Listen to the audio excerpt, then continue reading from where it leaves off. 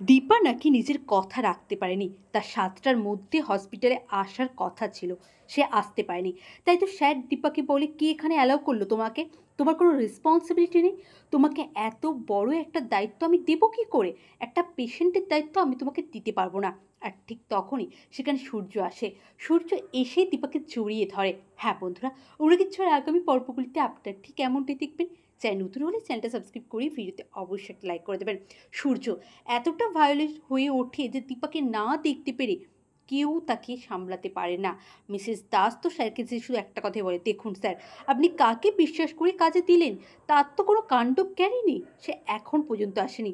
ওইদিকে দীপার অবস্থাটা কেউ একবার বোঝার চেষ্টা করলো না।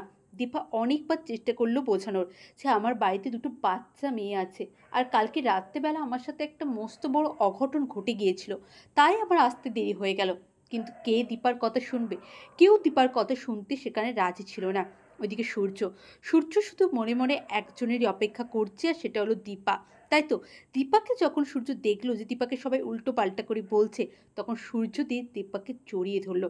হ্যাঁ বন্ধুরা, আর ওইদিকে রতনকে তো ক্ষমা চাইতে হলো দীপার কাছে।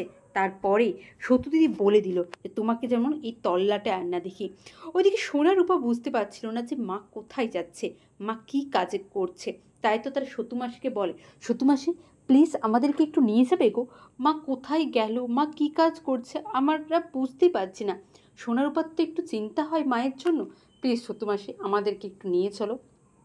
তাই তাই দীপার কাছে সতুমাসি সোনারূপাকে নিয়ে যায় সেই হসপিটালে। আর সেখানে যেই তারা দেখে তাদের বাবাকে, নিজেদের বাবাকে এই অবস্থায় দেখে চিনতেই পারছিল না সোনারূপা। দীপা বলে, কে নিয়ে এলো তোদেরকে এখানে? তোদেরকে এখানে আসতে কে বলেছে? কেন এলি তোরা এখানে?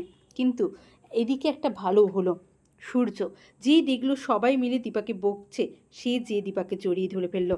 হ্যাঁ বন্ধুরা, ওমরা কিচ্ছুর আগামী পর্বগুলিতে আপনার ঠিক এমনটাই দেখবেন। সূর্য দীপাকে জড়িয়ে ধরে সবাইকে বলে দিল, ওকে কেউ কিচ্ছু বলবে না, আমি ওর সাথে বাড়ি যাব। হ্যাঁ বন্ধুরা, ওমরা কিচ্ছুর আগামী পর্বগুলিতে এমনটা হলে আপনাদের কেমন লাগবে অবশ্যই কমেন্ট করে জানাবেন।